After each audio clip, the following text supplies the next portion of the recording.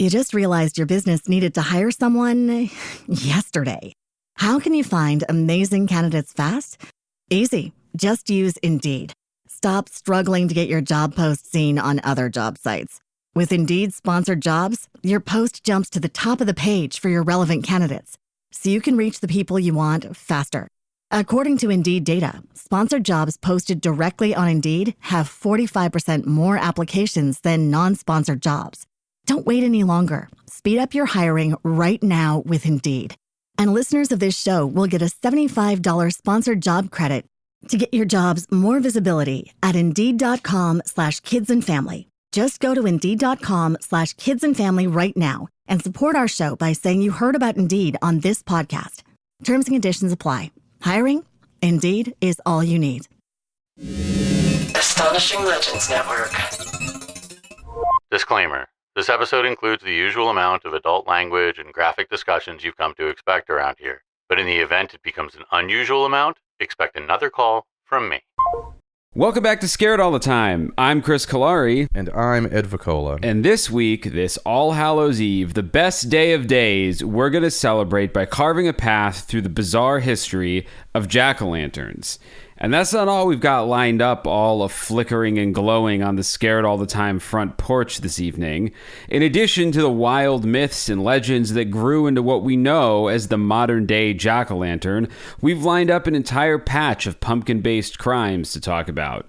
Plus, if you trick-or-treat with us tonight, we're going to drop the story of some of the strangest, grossest candy ever produced into your pillowcase. So crack your candy and get ready to get scared, because it turns out the history and mystery of Halloween pumpkins is as strange as anything we've ever covered. What are we? Scared. When are we? All the time. Join us. Join us. Now it is time for Scared All the Time. Hey everybody, welcome back. Special welcome, special shout out to anyone who just discovered us listening to Sinisterhood or the Y-Files. We're happy to have you hanging out here with the rest of the Scaredy Cats.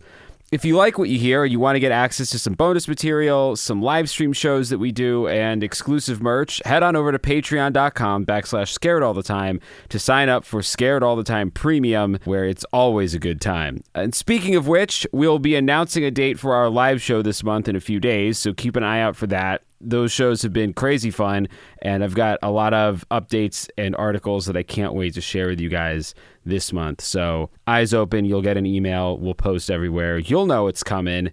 The question will be, will you join us? Yeah, it'll probably. I mean, if you're with us in real time, then you know this week is insane. Like, we're dropping a ton of shit. We're filling up your goodie bags. We want this to be a really fun anniversary and Halloween. So the live show might very well just be like keeping that week going. Yeah, it'll probably be next week, because for now, we are in the death throes of October, which is the month that we premiered this show almost exactly 1 year ago on October 19th, 2023, the day before I got married. So I was just having anniversary after anniversary a few weeks ago. And Ed, in the meantime, has been putting the finishing touches on a whole bunch of special episodes that if you didn't see the posts about them yesterday, oh baby, are you going to see them today? You're going to hear about it right now. We dropped our crossover episode with Midnight Library yesterday, and we're dropping this episode, your weekly episode, for you today. And then we are dropping 3 anniversary episodes over the next 3 days for free, because we love you guys for sticking with us for this long. So enjoy your goodie bag, enjoy the candy. It's going to be a very happy Halloween on Scaredy Cat Street. And we can't wait to see what you guys think of what we've got lined up for you. Before we get into 5-star reviews, I also just wanted to mention that I know we deviated from our October schedule that we announced. Yeah, but luckily we only posted that like pretty deep into the weirdest parts of the web. Like, I couldn't even find it to fix it, so it's fine. Like, no one saw that schedule. Don't worry. Well, listen, I just want to say I feel like we brought up the Snuff Films episode, that it's coming, that it's going to be on the calendar, and it was on the calendar. And we had some people say they were excited for the Snuff Films episode, so I just want to say it is still coming. It's going to be worth it. It turns out I actually know a guy who has been researching the world of snuff films for years for a documentary that he's been working on. And so he's not only helping to put the episode together, he's going to come guest on it as well. So it's he sent me some of the information already. And oh boy, it's stuff that you're not going to find on the internet, folks. So it's going to be a really interesting episode. It'll likely be our last episode, so it was nice doing the show while it lasted. Yeah, it's an under-researched topic in the sense that it is impossible to research. It's truly impossible to research, but it's also just like an urban legend that is one of those tantalizingly, it's everybody has heard from a friend of a friend that one of these things exists on the internet somewhere, or, back in the day on tapes. And I don't know, it's a really crazy legend that I think is very genuinely scary. It's worth doing an episode about. It's pretty fun. It's not fun. You know what I'm saying? It's not fun. You know what we mean. You know what is fun? Halloween. And this is a Halloween episode. Yes, it is. And before we get into the fun of Halloween, we're going to do some 5-star reviews. 5-star review corner. You write us a good 5-star review. We're going to read it. Well, we might read it on the show. And if you find a way to sneak Scared All the Time into that 5-star review that's not just saying the name of the show, then we will put that review to the top of the list. So the first review we're going to do today is titled Newfound Boogeyman, 5-star review from Fatboy Lucha. And he says, scared of things I never knew thanks to this podcast. Love the dynamic between Ed and Chris. All the episodes have been great, but never felt the need to comment until now. Mentioning the greatest of all boogeymen from the real Ghostbusters, which still gives me the creeps, and Newfound Glory, one of my all-time favorite bands, cemented it. The guys know what's up.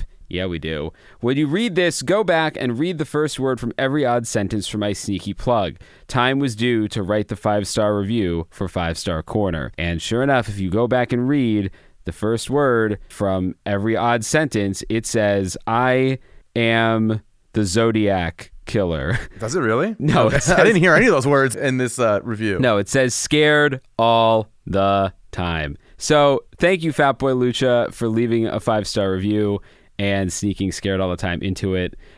Great job. We love you. Thanks for leaving the review. Ed, what is your 5-star review? I have a 5-star review here from the original AL Hatman. So I don't know how old this username is, from a couple weeks ago. And it says, the subject is from casually interested to fully intrigued. And the body of this review says, great show. Chris brings the energy of a hyperactive 12-year-old voracious reader, while Ed's energy is that of Chris's drunk uncle, who's either too intoxicated to stand up and leave or just has nowhere else better to be. Okay? Sounds weird, but it works. Their genuine friendship and combined wit makes listening to a couple of moderately educated dudes talk about flesh-eating bacteria for an hour and a half an enjoyable experience. Thanks to Chris and Ed for making my Thursdays a bit better. Well, I'm glad it was at least a bit. And it's signed the original Astonishing Legends Hatman. And then in parentheses, it says, go listen to the last 2 minutes of Astonishing Legends John Teeter and Other Time Travelers episode for context. And he finishes it with, this is a joke for no one, close parentheses. And if you've listened to our show, then you know that we love jokes for no one. We make them all the time. So thanks so much for the review. And can't wait to go listen to the last 2 minutes. We'll listen to at least the last 2 minutes of that episode. We'll give it a shot. Perfect. And I'll just add in there that the secret to the show is that secretly Ed and I are both the drunk uncle. I do have the energy of a voracious reader, but we like to have fun while we're recording. So true. And then did we have one more? We usually do 3. All right. This 5-star review comes to us from Ichi8564, titled Fantastically Gross. As a longtime listener of Astonishing Legends, I was stoked to hear about this podcast. I started listening from day one, and I wait with bated breath for each new episode. I've never been one to think or worry about the heinous, scary stuff in life, but this episode has changed my life for the good and the bad. I'm grossed out and laughing at the same time. I love every episode and look forward to every future episode. My sister didn't really listen to podcasts, and she absolutely loves you guys after I introduced her. You make learning gross and fun, so thanks for that. you're welcome. All right. That's what we're here for, man. I wonder what episode that was. It's got to be Flesh-Eating Bacteria, right? Yeah, mid-October, so yeah, probably. Yeah, we got a lot of 5-star reviews right around the time of Flesh-Eating Bacteria. That episode is the one my buddy, Ellie, shout out Ellie, still can't listen to Flesh-Eating Bacteria because it's his greatest fear, so. Now we know why. Yeah. As we always say, if we do the show right, there will be one episode that every person can't listen to. That's true. And it'll be different for everyone, but there'll be one that they go, no thanks. And you know what? Don't feel bad. That's fine. Because there's a lot of podcasts out there where you just say no thanks to the whole podcast. Yeah. So we'll take it if it's just one episode. And before we head into the episode, I just wanted to say a few more things. One, for the International Button of the Month people in Scared All Time Premium, we're doing quarterly shipments, we've decided, so a bunch of you are ready for your buttons. So I'll be reaching out to you guys in the next week or two to solidify the proper way to format international addresses and stuff. So anyone who's been waiting on those, it's happening. It's fucking happening finally. And lastly, speaking of jack-o'-lanterns, the topic of today's episode, Chris, are you going to be carving any yourself this year, or did you carve any? My wife and I are carving some pumpkins today, actually. It's going to be totally traditional style, 2 triangle eyes, a couple triangle mouths, nothing fancy. I have no artistic skill in that realm, so... Are you carving anything? I'm going to carve pumpkins tomorrow when everything's on sale. And I can get some cheap ass pumpkins because I might try some of those kind of wild, hard to do shading ones. Ooh. And so if I have a couple of duds, I'm fine with it. But speaking of wild, hard to do pumpkins, send us in your pumpkins. If anyone carves some cool shit, send it over. We'd love to see it. Yeah, we'll do Instagram stories. Yeah. Send us email or whatever, and we'll put a bunch up on Instagram. Yeah, email us or add us somewhere, and we'll definitely post we'd love to see everyone's pumpkin decorations. That'd be awesome. Yeah. So with that, happy Halloween, everybody. I hope you have a great high holy Halloween, and we will see you in the episode. So... I guess right off the bat, Ed, first big question to answer, are we afraid of jack-o'-lanterns? No, not really. Not in I'm going to cross the street to avoid one way. No, I think unless it's atop a headless horseman, I don't think it's a problem. No, I would, if I see a jack-o'-lantern, I actually will probably cross the street to see it more closely, because where there is a grinning pumpkin, there is probably going to be some Halloween mischief not far behind. And as you know, if you listened to this show last year when we were just getting started, it's Halloween, which means I'm back home at the same place I am every Halloween in Hershey, Pennsylvania. Hershey is not just the chocolate capital of the world. It's one of the best places on earth to go trick-or-treating. And honestly, I don't even think it's really because of the candy factory. They never did anything special for Halloween. It's more just suburban and cute. And while not every street goes all out, there are a few streets near the center of town where my mom lives that are incredible. They have home haunts, giant homemade monster displays, and hundreds of carved pumpkins set out to crank the Halloween mood to 11. Last year, there was even a silent Michael Myers guy, like a guy dressed as Michael Myers and like the new Halloween Michael Myers. Okay. New version mask, stalking around, and he honestly maybe went a little too hard because I took some pictures of him, and as I was taking them, I had a real, this could be the real Michael and no one would know moment. Well, yeah. I mean, how many schlock movies have you seen where so often there's a costume party? Yeah. Like it's either at a school or at their place of work, at a dance, just something where we can put the killer in a mask. Yeah. That like, we don't know who the killer is at this party. Yeah. And yeah, no one's expecting... It's like a terrible witness account. Yes. You're like, oh, fucking a pirate stabbed her? There's 30 pirates here. Yeah. Well, this guy was really, I mean, he was doing nothing, which is also the best way to be Michael Myers, which just walk and don't talk and don't let anyone get too close to you. And he didn't have a kid or anything. No, he wasn't accompanying anyone. He would just stand on a corner for a while and watch people, and then he would move. I kind of feel like that's tough, right? Because it's Halloween, and you want everyone to have a good time, and let their freak flag fly on the one day a year you really can. But at the same time, I'm also like, I'm calling the police. Yeah, I don't want to be like a Karen about this, but you don't have a kid here. I don't know who you are. Yeah. You won't talk. you're being fucking weird. Yeah. And I know this is the night to do it and you're cosplaying as a silent weirdo. Yeah. But fucking move it on down the road. Yeah, you gotta adjust. One of my favorite things about going home is that the street near where my mom lives gets a good amount of trick-or-treaters. And so one of my favorite things is waiting by the door with a bowl of candy and actually doing the handing out of the candy to kids. And I make sure that depending on what kid I find when I open the door, I kind of adjust my level of spookiness for the kid. So if I open the door and it's like young kids, I just do Happy Halloween. And if they're older kids, I'll try to find something weird to say or, you know. And if they're over 18, I'm just going to pull out a gun. yeah. And shoot them dead. Out of the bowl of candy comes like a 9mm. Trick or treat, motherfuckers. And I'll be like, what are you doing here? You're 31 years old. Anyway, point is, there's no better way to celebrate Halloween on this podcast than to take a tour through the ancient, twisted history of the seemingly harmless jack-o'-lantern. There's something about that grinning face carved out of a pumpkin that is just...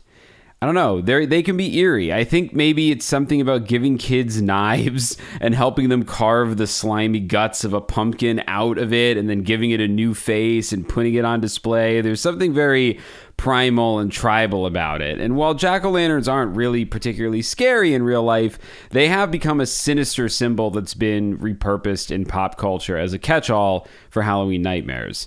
There's the opening shot of John Carpenter's Halloween that's just a slow track in on a flickering pumpkin. There's a sequence in my other favorite Halloween movie, Trick or Treat, that revolves around pumpkin carving.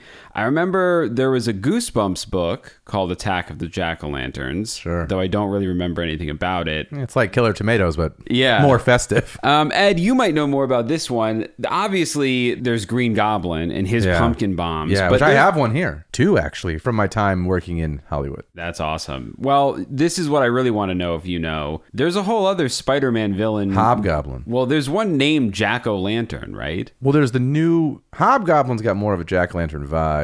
But that's a Steve question. Okay. I mean, if it is, it's like a fucking not important one. Oh, okay. All right. For some reason, I feel like when I was a kid, my friend had like Spider-Man trading cards. And this is when I was like 5 years old. So maybe I'm just getting my wires crossed. I could have sworn that there was a trading card. I remember he had Lizard. And I swear there was one named Jack-o'-lantern, but maybe not. No, there is. I mean, he's got a Jack-o'-lantern on his head. His first appearance is... Ed's looking this up, and it sounds like this may have been a card of it's a cool card. Yeah, it's Spider-Man villain. He's got a cool first appearance cover.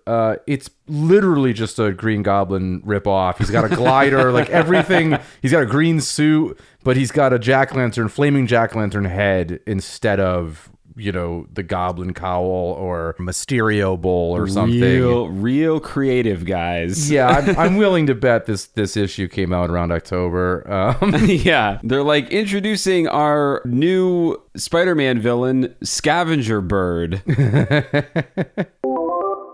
Jack-o'-lantern first appeared in the February 1978 issue of Marvel's Machine Man series, so it wasn't October, and Machine Man was canceled that issue. So I guess Jack-o'-lantern wasn't much of a success anyway, but the story did take place during a Halloween party, and Jack-o'-lantern would occasionally show back up in other books and on a trading card or two, just enough to burn into Chris's memory. Well, and obviously there's the Headless Horseman too, but more on him in a bit. First, I want to go overseas and back in time to investigate the origin of the term Jack-o'-lantern itself. So, I didn't really know anything about this other than like vaguely, I think somewhere in my head, I had it categorized as there was like an Irish component to the Jack-o'-lantern legend. So I really didn't know where to start. Now, I don't know. You're going to tell it to me in a second, but there's a lot of Jack-o'-lantern imagery in something that Steve and I watch every Halloween, which is Over the Garden Wall, which has a ton of great jack-o'-lantern imagery, and I think a bunch of lore about the Singwanine, Singwan. Oh, Samhain? So yeah, there's like a whole Samhain thing in that or whatever, and they got like jack-o'-lantern heads, and they're making jack-o'-lanterns. Well, I don't know exactly where Over the Garden Wall intersects with the history of jack-o'-lanterns. Have you ever seen it? No, I haven't. It's fucking amazing. It's like that and Trick or Treat Night are probably the only two absolutely have to happen at Halloween watches in this Well, house. it goes on the list then. Yeah. I'll watch it, and we'll update this episode someday with an over the garden wall footnote. But according to an article on Mental Floss, the term jack-o'-lantern was first applied to people, not pumpkins. As far back as 1663, the term meant a man with a lantern or a night watchman. And just a decade or so after that, in the 1670s, it began to be used to refer to the mysterious lights sometimes seen at night over bogs, swamps, and marshes. These ghost lights, variously called jack-o'-lanterns, hinky-punks, hobby lanterns, corpse candles, fairy lights, will-o'-the-wisps, and fool's fire, are created when gases from decomposing plant matter ignite as they come into contact with electricity or heat when they oxidize. For centuries, before anyone knew any of that, people just saw these glowing lights over swamps in the distance and made up stories about them to explain them. I like corpse candles, or whatever the hell you just said. Yeah, corpse candles is great. Hinky punks is a weird one. Yeah, that's a little wacky. That's someone who didn't quite understand what someone said, but felt just threatened enough to not ask them to repeat it, and then went and wrote it down, like whatever census taker of language that was like, and it was, you said hinky, okay, goodbye. And I'd heard fairy lights, I heard will-o'-the-wisps, but I'd never heard corpse candles. That's a good one. Or fool's fire. Or fool's fire. In Ireland, though, dating back as far as the 1500s, the stories people told to explain these lights often revolved around a guy named Jack. As the story goes, Stingy Jack, who was often a blacksmith in these stories, invited the devil to join him for a drink. Stingy Jack, living up to his name, didn't want to pay for the drinks from his own pocket, and convinced the devil to turn himself into a coin that could be used to settle the tab. Wow. Now, the devil did this, but Jack skipped out on the bill and kept the devil coin in his pocket, along with a silver cross that prevented the devil from shifting back to his original form. So already, this has got to be one of the most complex schemes ever pulled on the devil himself. I mean, no, he's one of the all-time great Twilight Zone episodes, like The Howling Man or whatever it's called. Mm-hmm. That's like a good, we caught the devil. Like, the devil's out there getting... Dude, fucking that guy played fiddle pretty mediocre and, like, beat him. Yeah. Like, Charlie... But I just mean the level of, like... First of all, inviting the devil out for a drink in these legends, apparently unprompted. So we don't know where Jack met the devil. We don't know how well they knew each other. But he was like, hey, man, let's go get a drink. And then deciding that he didn't want to pay for the drinks and that his only recourse for that was to trick the devil into turning himself into a coin with which he could pay for the drinks. Yeah, it's weird that he's not like, hey, can you get this? And the devil would just say, okay. Yeah. It's like, no, how about let me turn into what you can get this with? Yes, which... Considering the devil is well known for the deals one can make with him, yeah, it seems like it would be a pretty straightforward trade. But anyway... Yeah, he didn't have to Wonder Twins his way out of this. He really didn't. It's quite simple. Or even better, if you want to keep your soul, you don't want to make a deal with the devil, you could probably, since you're seemingly buds... just trick another guy into giving you a coin. Yeah, How much do these drinks cost? They fucking were busk 5 pence for it. Yeah. Do you ever watch Metalocalypse? I mean, I've seen scattered episodes. I love it so much, but there's an episode where they do a deal with the devil, like for their soul, like a crossroads deal with the devil, and the devil like thinks he has them on this, like, give me your soul now, but they're so used to insane contracts that they actually not only like get one over on the devil. They don't have to give them their soul. They have to give them like a $25 Hot Topic gift card or something. It was just, but the whole idea is just that like the devil's like, I got you now. And they're like, actually, we had our lawyers take a look at this contract type of thing. So what I'm getting at is in popular culture, the devil's like an idiot. He's a fool. He's a fool. It's his fire. Fool's fire. Yeah. Which is weird because actually where he is in the thinking hell, it's all ice. There's no fire down there. He's stuck in the ice in the bottom level of hell. What? Isn't that where the devil is? In like Dante's Inferno? Oh. He's like up to his waist in ice, just Yeah. sitting down there with all the traitors. Well, in this case, he's up to his waist in someone else's waist. In his coin purse. Yeah. Next to a silver cross. He just signed a lease to live in a pocket. Yeah. So Jack here, he's got the devil in his pocket. and won't let him turn back into the devil. Now, Jack eventually lets the devil loose, but only after the devil promises that he won't seek revenge on Jack and won't claim his soul when he dies. Oh my God, you have to sign an NDA? Basically.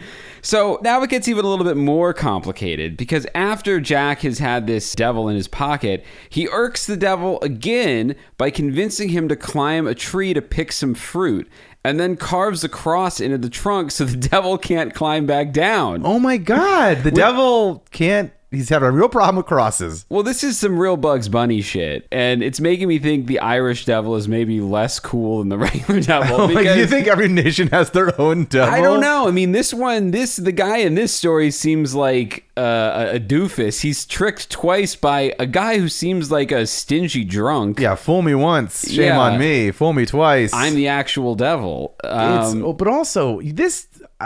I love how stingy Jack and just like deadbeat people, it's like the fucking amount of work they'll do to like just not get a job or not earn honest money. Yeah. Like the cons they'll pull, the slip and falls, the whatever, everything to just not get a 9 to 5. Yeah. And it was like, bro, you could have bought this drink all the time climbing trees and doing fruit, carving crosses. You could have just fucking did some manual labor for 2 hours and be fucking Probably waist could deep have in worked the beers. bar back. Could have just poured some drinks. Whatever happened to that time period in history that movies always show us where it's like, can't afford the bill, hard cut to like them working Doing in the dishes, kitchen. Yeah.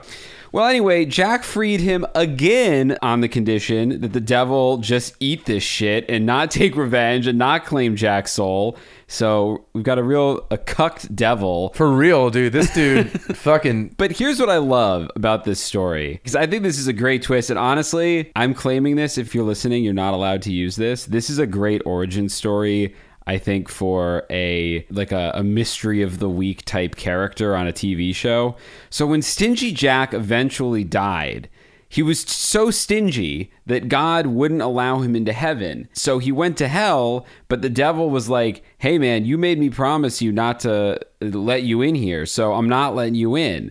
Instead, the devil gave him a single burning coal to light his way and sent him off into the night to, quote, find his own hell. Oh, wow. So Jack became this immortal light wandering the countryside. That is an awesome origin story. I bet you Stan Lee did use it somewhere because it's very well read. And it's just so, I love the idea of like a guy who's too tricky for hell and too stingy for heaven. Do you think the stingy for heaven thing was like, you were so fucking tight-fisted that there's no way you like did anything good for anyone? I think or it's is heaven like, yeah, we got pearly gates and they're pearly because it's $25 to get in. Yeah, I don't know. You know? I mean, I think it's just generally this guy's sort of such a scumbag that he couldn't go anywhere and just ended up being an immortal scumbag. Yeah. It's the cool origin story that should get used by me and not you, listener, by me. Dude, don't try and stingy Jack our listeners. So anyway, where this all ties into the idea of pumpkins and jack-o'-lanterns is that Jack took this coal that the devil gave him to roam and find his own hell, and he put it into a carved out turnip and has supposedly been roaming the earth with it ever since. In Ireland, the ghost lights seen in the swamps were said to be Jack's improvised lantern moving about as his restless soul wandered the countryside, and thus the lights were dubbed Jack of the Lantern or Jack-o'-lantern. Did you watch Bodkin, the like Forte show that was in Ireland? That's like a plot point is like this like a ghost light. Yeah, there's a ghost light like in a swamp or whatever, and it's, you know, part of a crime scene thing, but people like don't take it seriously because he was like, it was Jack-o'-lantern or whatever. It was maybe they didn't call him Jack-o'-lantern, but what you just described is like what they're like, they were like, oh, he's just some fucking drunk, right? Like talking about that. But yeah, it was a swamp, it was all that. It was in Ireland, so you got to watch more shit, man. Dude, as our listeners know, I've had a bit of a busy couple of months, so... Yeah, the things I'm talking about are years old other than Bodkin. So I also found this awesome secondhand account from the Irish Times that quotes an article from the 1836 edition of the Dublin Penny Journal that describes Jack-o'-lantern. I thought this was good, so I'm quoting here. The author, when traveling with his excessively talkative uncle, the worst kind of uncle, through a dark night, is confronted by the phenomenon of Jack-o'-lantern. His uncle tells the tale of Jack o' the Lantern, showing his pity for this cursed figure doomed to wander with his lantern. The uncle says, quote, "If you knew the sufferings of that forsaken Craythur," spelled Craythur. Sure. "Since the time the poor soul was doomed to wander with a lantern in his hand on this cold earth, without rest for his foot or shelter for his head, until the day of judgment, oh, it'd soften the heart of stone to see him as I once did, the poor old Donowan, his feet blistered and bleeding, his ponines, or rags, all flying about him, and the rains of heaven beating on his old white head." I just asked you, do you think it's a good time to stop for dinner? And you told me this whole crazy story. You talkative uncle? So that's what jack-o'-lantern looked like, I guess. A real crazy fucking lunatic wandering the countrysides. This tradition continued to evolve, the tradition of the idea of jack-o'-lantern, when Irish immigrants began settling in the New World.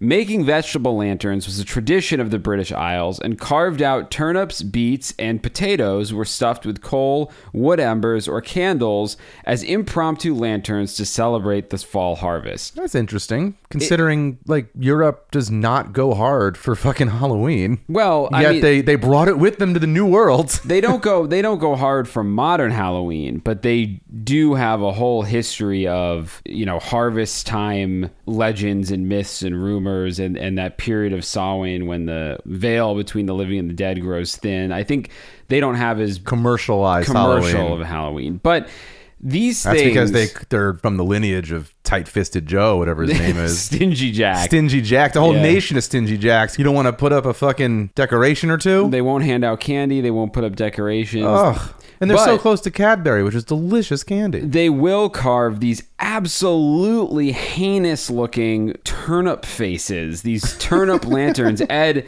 I want you to take a look at this thing. Nope. That looks like the cover of Communion. It does. Maybe I'll Photoshop that or something. It's kind of like the cover of Communion meets a series of, we thought we'd have a bigger budget schlock special effects makeup. Look at this one. This one looks like a Slipknot mask. I will say that of the two you've shown me, they're pretty fucking similar. Yeah. So it really is they have a plan here, which is did you all make a statue of the thing we are for sure saw once? Yeah. Because you know what I mean? They're so similar. Well, yeah, I don't know how many of these survived. I think both of these photos, and the links, of course, are in the show notes. I think both of these photos might be from the same collection at whatever museum they're currently at.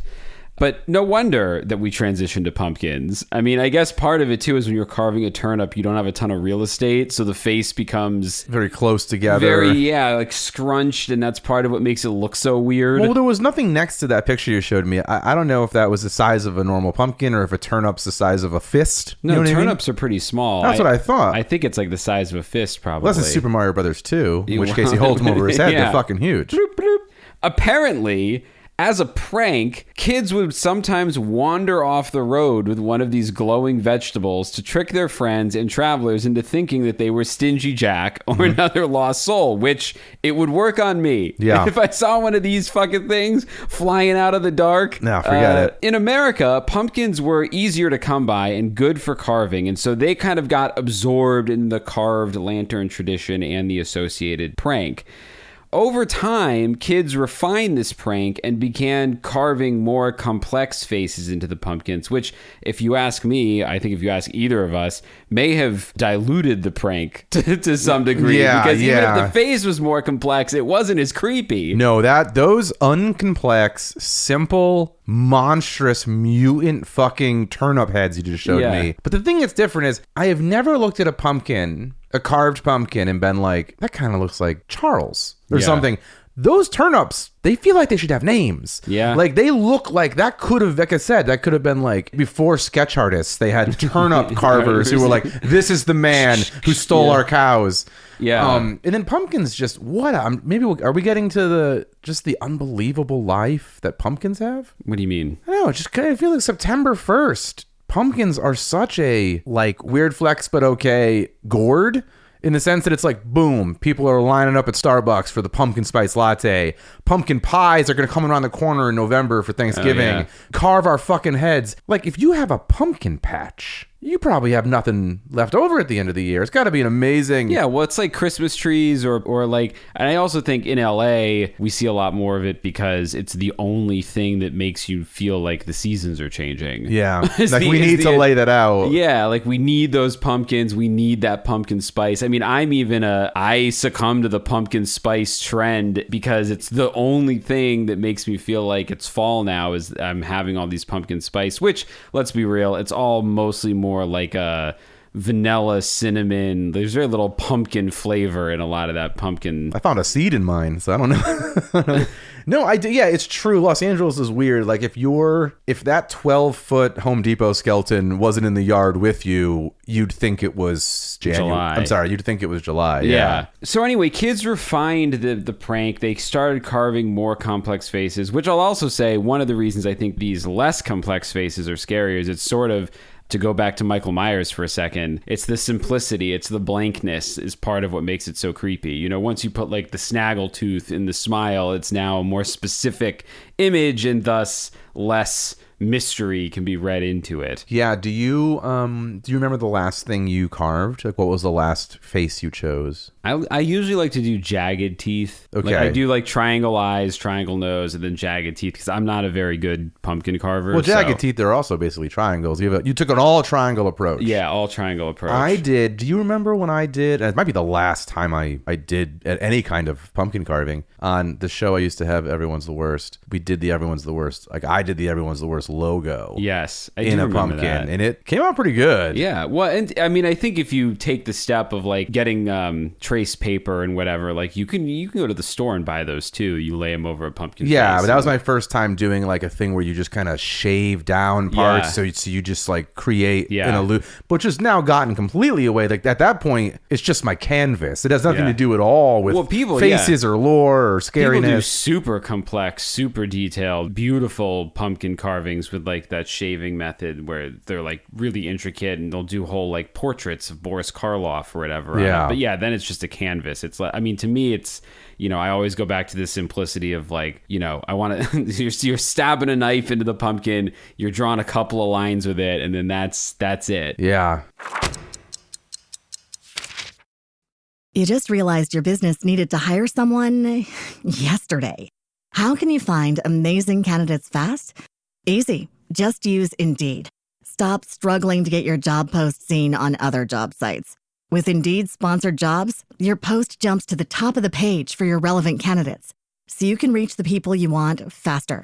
According to Indeed data, sponsored jobs posted directly on Indeed have 45% more applications than non-sponsored jobs. Don't wait any longer. Speed up your hiring right now with Indeed.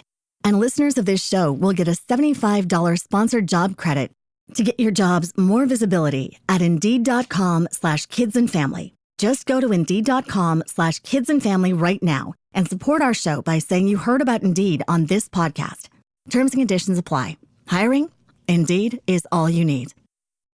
You just realized your business needed to hire someone yesterday. How can you find amazing candidates fast? Easy. Just use Indeed. Stop struggling to get your job post seen on other job sites. With Indeed sponsored jobs, your post jumps to the top of the page for your relevant candidates, so you can reach the people you want faster. According to Indeed data, sponsored jobs posted directly on Indeed have 45% more applications than non-sponsored jobs. Don't wait any longer. Speed up your hiring right now with Indeed. And listeners of this show will get a $75 sponsored job credit to get your jobs more visibility at Indeed.com/kidsandfamily. Just go to Indeed.com/kidsandfamily right now and support our show by saying you heard about Indeed on this podcast. Terms and conditions apply. Hiring? Indeed is all you need. So I want to pause here at the point where jack-o'-lanterns became pumpkin-based instead of stingy-based or turnip-based, and consider a couple of other elements that I found in my research that play into the jack-o'-lantern story. The first detail I want to discuss is an alternate explanation for the history of jack-o'-lanterns that I found on a very questionable website called The Western Journal. Okay. In an op-ed, author James Wilson fact-checks an Associated Press article on Halloween. The article states that jack-o'-lanterns were first made from turnips and beets. As we've learned, that seems to be the agreed-upon history. But not so, says Mr. Wilson. In fact, a jack-o'-lantern was the term for, quote, wooden cages suspended from trees where prisoners were set afire and so sacrificed. Oh, wow. That's scarier, for sure. And not true. I think I looked it up. So this is a guy who wrote an article saying, you're not true, this is true, even though he's the only one, like he's the least true, yet he's claiming that everyone else is wrong. I mean, I dug around for a while and I couldn't find any corroborating stories or facts to support this claim. I did find elsewhere in the article where Mr. Wilson claims, quote, pagan Halloween is nothing but a variant of the Old Testament Baal worship, B-A-A-L, not B-A-L-L. Yeah. Practiced by Ahab and Jezebel, now reincarnated in political leaders like Hillary Clinton and Barack Obama, who make a religious crusade, he says their words, not mine, of the right to sacrifice by aborting babies. Wait, what year was this written? I didn't check the year, but for some reason I assumed it was going to be like the 70s or 80s, but now this language is telling me this was in the last couple years. Yeah. Go ahead. I was just saying, I think he has a specific point of view. Okay, it sounds like it. Yeah, he's revealing like it's interesting. Fuck beets and turnips. This guy's got an onion. He's revealing new layers from with each moment. I do know who Baal is though, from the Let's Get Haunted episode on Balenciaga. Talks about Baal from all the Balenciaga conspiracy theory stuff. James Wilson is probably a big into the Balenciaga conspiracy theories. He says, quote, as Christians have grown increasingly lax about our call to constant worship of the God who came in flesh, the pagans have simply reclaimed what was once their own. Most of us don't kill anyone, but we certainly find an excuse in Halloween to justify raw lust. French maids, witches, and vampiras in lingerie. What that has to do with kids and candy is beyond me, but I do get the metaphysical tie-in to Baalist sacred prostitution. Sure. If that's what floats your boat. And you know, I gotta say, I kind of, for a different reason, agree with Mr. Wilson. I really don't like the adult sexy version of Halloween. Yeah. You know, no shame to people who choose to celebrate Halloween that way, but to me, the Halloween spirit is a little bit like Christmas, where you have to approach it from a little bit of that childlike place where you can let a little weirdness and mystery in. Like, drinking and hooking up is all well and good, but I don't know. It's more of a 4th of July thing to me. Like, or Easter, if you really want to upset people. Sure. Put on your French-made raw lust costume on Easter. But in any case, if there is any truth to this alternate history of jack-o'-lanterns as places where people were burned alive in cages, let me know. I mean, it's a cool origin story. It's up there with the real origin story. I mean, it's not a bad idea. I mean, burning people alive in cages is a bad idea every time. But I'm saying, like, it's not a bad idea. Ed and I actually had a third co-host at the beginning of this show, and we burned him alive in a cage, and we regret it to this day. I don't regret how much we got for that cage after. We didn't say we hosed it down, and we sold it for pretty good. Almost what we bought it for. But no, genuinely, I part of the reason I bring it up is because I couldn't find anything on it, but it feels specific enough that I feel like it must have come from somewhere. So if anyone knows, please let us know. Let me know. What's the guy's name? James Wilson? James Wilson. So Mr. Wilson, who had a lot to say about Dennis the Menace Next Door as well. Do you think he's the person that wrote that review of our show that says that we were Baalist sympathizers? Yeah, remember that? No, there was one guy who was mad that we were too Christian. Yeah, but all I'm saying is some of the language in this person's op-ed was pretty fucking similar to some of the languages in that unhinged review we were given. Maybe they read the same newsletters. I guess so. Tucked into the windshield wipers of their cars. So the other element to the jack-o'-lantern story I wanted to touch on here, there's another article I read on irishmyths.com that ties the history of jack-o'-lanterns even deeper into Irish history and culture. And here I'm quoting historian Peter Beresford Ellis, the author of A Dictionary of Irish Mythology and the Celtic Empire. He says, quote, the ancient Irish revered the human head, as indeed did all ancient Celtic societies. It was in the head and not the heart that they seemed to locate the souls of men and women.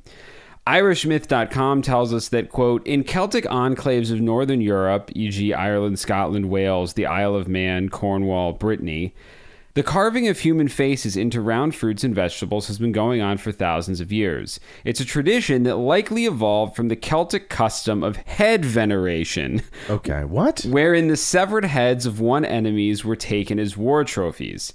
For example... Okay, like when they put them on spikes and stuff at the end of the street? Well, get this. For example, there's the story of Ulster hero Cuchulainn, the Hound of Culainn, who returned from his first ever battle with 3 heads hanging from his chariot, as well as 9 heads in one hand and 10 in the other. So this guy had huge hands. Yeah, or like the hair. Lot of heads. Or maybe each head had long hair, and then he can grab the hair. But think about if you're holding garbage bags by, by a little bit. 10 is a lot in each hand, even if you're holding just the strings. Yeah. You well, know? it is.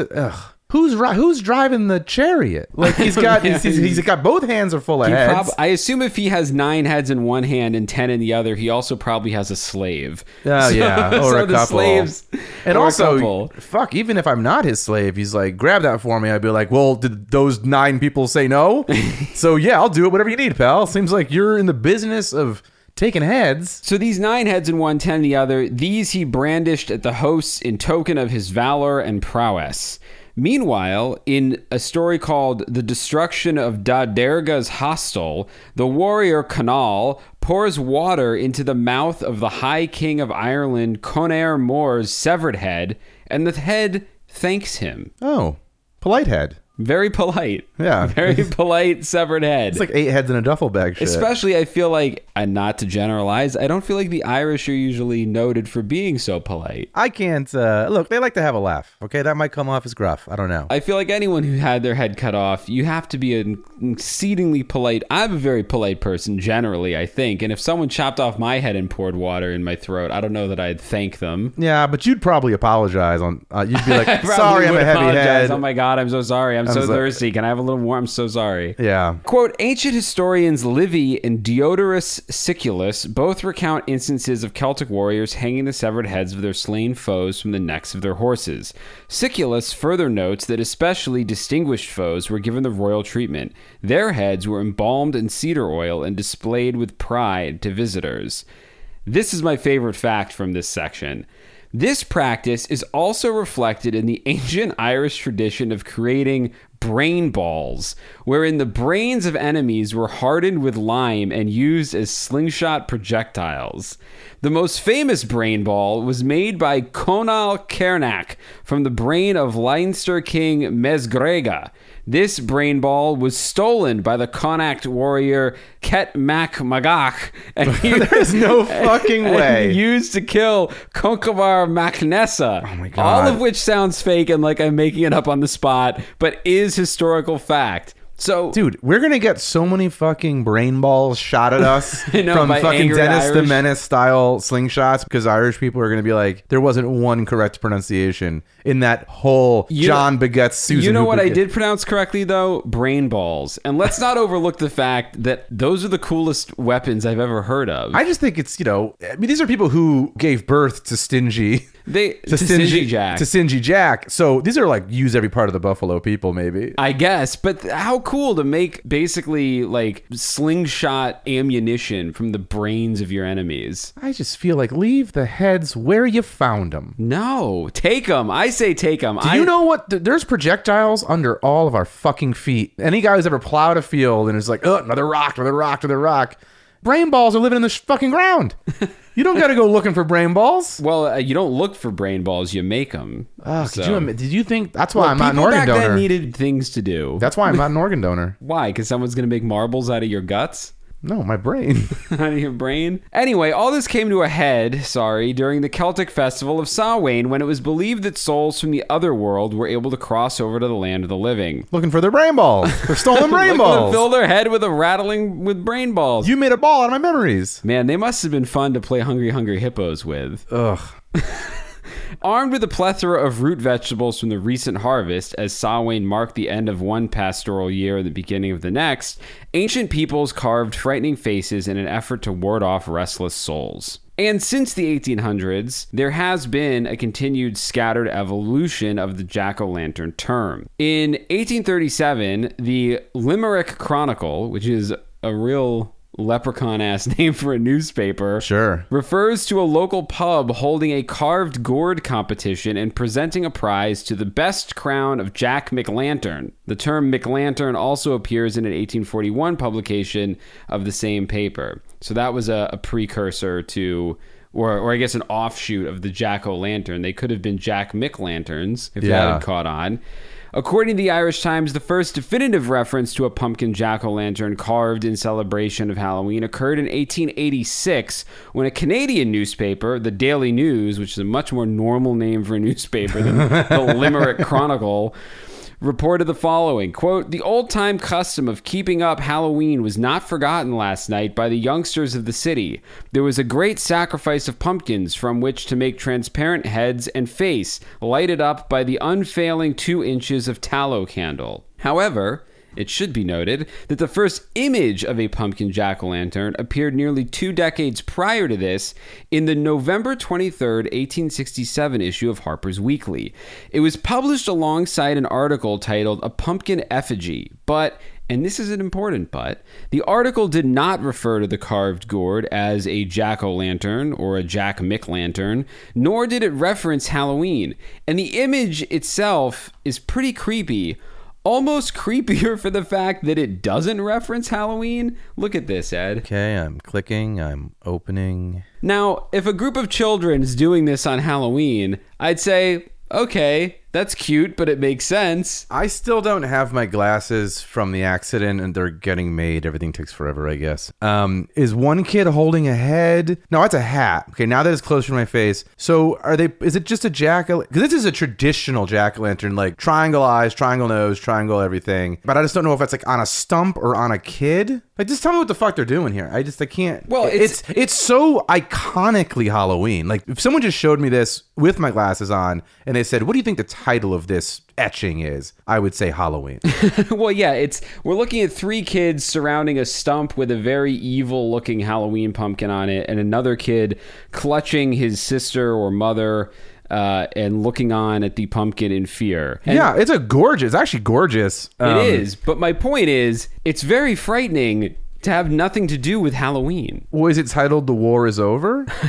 The Great Pumpkin War? No, Civil War would have ended, what, a year earlier, 2 years earlier? It's an effigy? Maybe that's supposed to be Jefferson Davis or something. I don't know what the fuck these kids are doing carving that nightmarish face for fun right around Thanksgiving. But it could not be a more traditional jack-o'-lantern, though, which is what's so shocking to me. Yeah, crazy. I encourage you to go look at the image again in our show notes. Everything we just said will make a lot more sense if you're looking at it. And then finally, and interestingly, I always thought that the legend of Sleepy Hollow and the Headless Horseman must have had something to do with why jack-o'-lanterns got so popular in the United States in Halloween.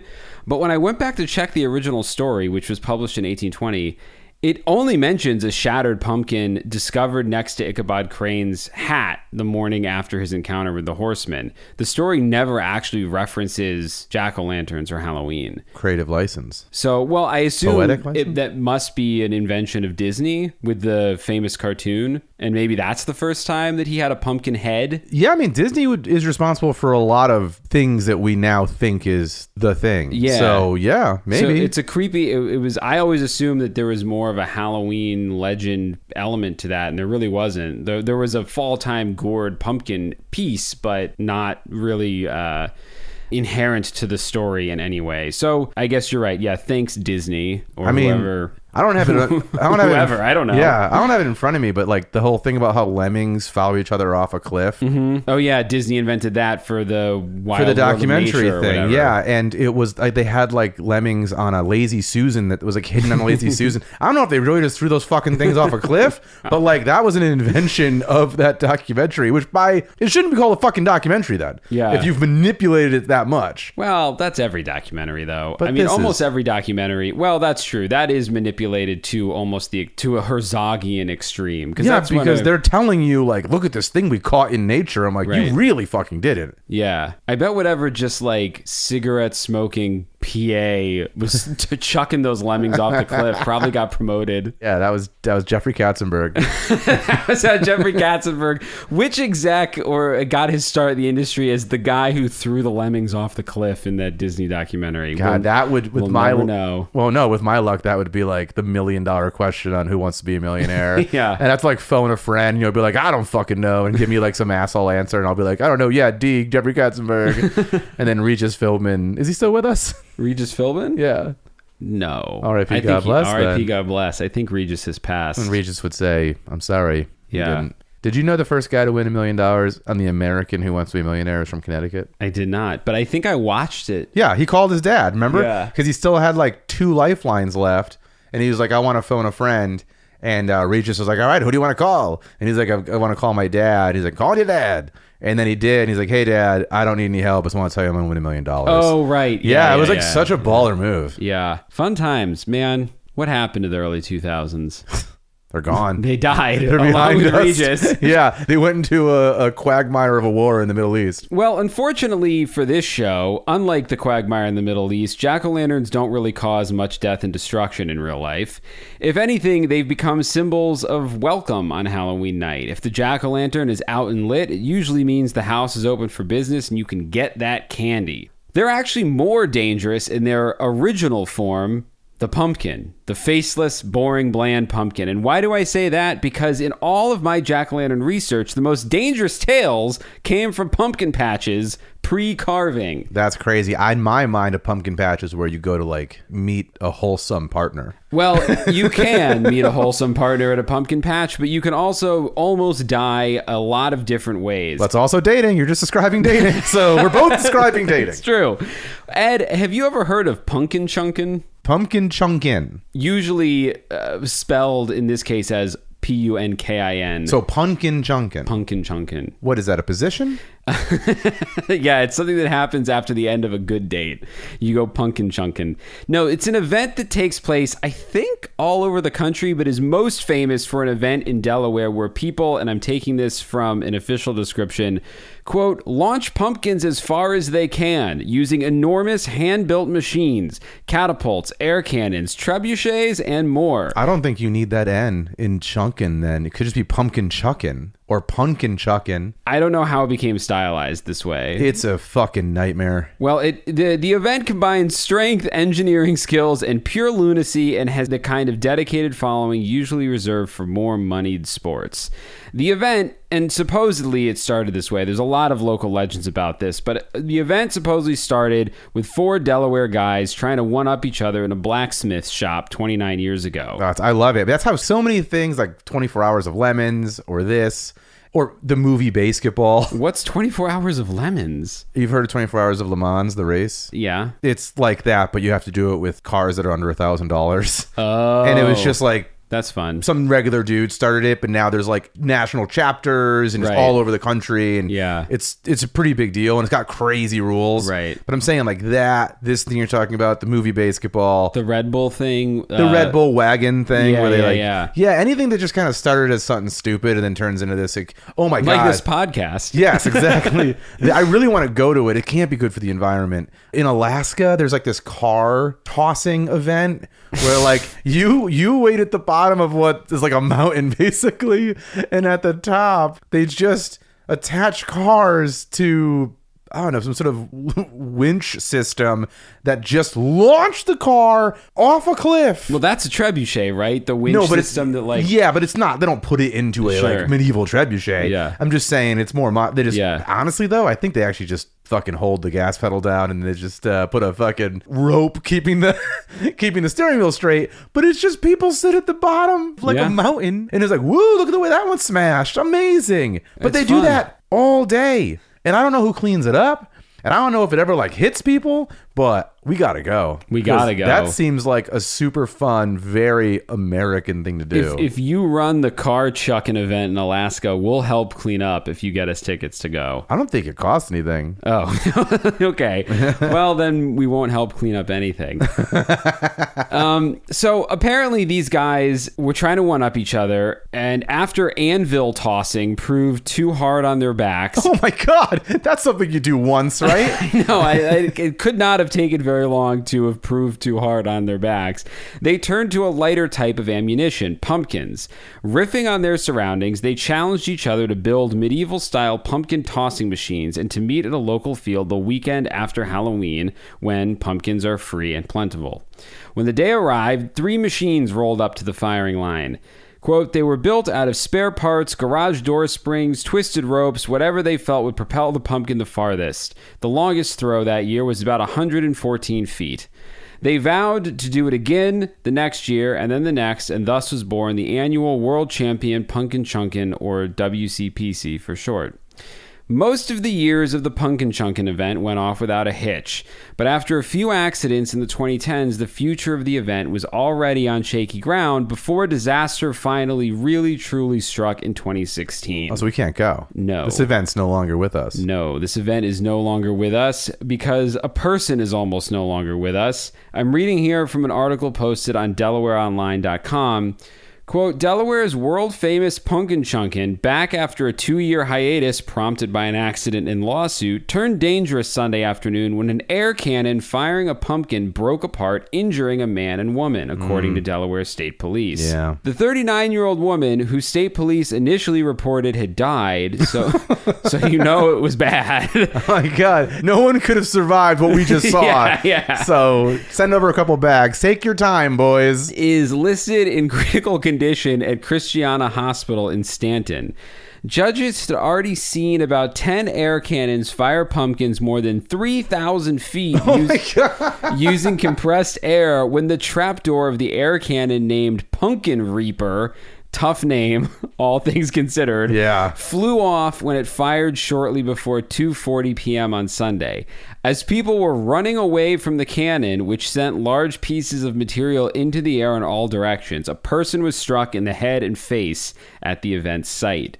The woman lay motionless as paramedics and emergency responders rushed to her side. Paramedics were called to the scene, where many spectators and participants stood in shock to offer the woman further treatment, and she ended up being treated at the event grounds before she was taken to Nanticoke Memorial Hospital. Carrie Collius, who had just gotten to Pumpkin Chunkin' when the incident occurred, saw the air cannon malfunction and the aftermath up close.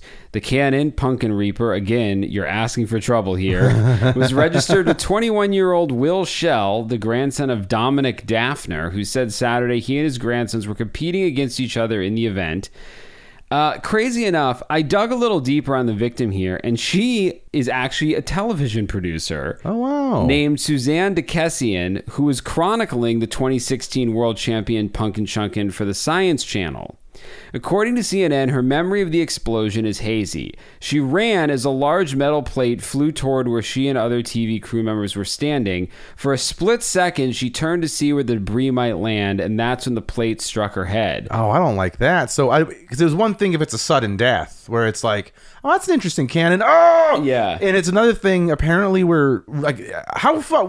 It's just so crazy to me. I think people were probably, there's probably a safety perimeter around these things, so they're 100 feet away. It blows up, and you get enough of a chance to go, oh fuck! You see it, or maybe more realistically. Yeah, I don't know. I got nothing. In the aftermath of the incident, DeKessian had to have part of her skull removed because her brain was swelling. The show was ultimately scrapped, although she says she would have preferred it came to fruition. It's heartbreaking, she says. I was really looking forward to seeing what came from all the hard work I put in. The day of the chunk, I was working 15-hour days, and to not see the product after all that blood, sweat, and tears, which... very literal here. Yeah. I'm really bummed out about it. But I understand this is a big world. It's much bigger than me, and I don't have any kind of right to say what people should or shouldn't do. And this is a good point to bring out, Pierre. Even if you're making faux documentary... This is for the Science Channel. I'm saying big faux news. Documentary television. Yeah. It's fucking 15-hour days. Media is hard, and people don't realize that. And they're always like, oh, these people are striking, fucking these millionaire babies. It was like, no, this lady was probably making $7, got killed by a stupid cannon for a thing that'll never rerun. Well, it's like, that's so depressing. But no matter where you are, whether you're in Pennsylvania or LA or whatever, it's like 15-hour days is just too fucking common. It's a lot. Yeah, it's a lot of hours. And actually, I think Suzanne sounds awesome. In this CNN article, she talks about on another set where she mangled her hand. Dude, you guys gotta start working some union jobs here, man. And dealing with her type 1 diabetes during production on a different set.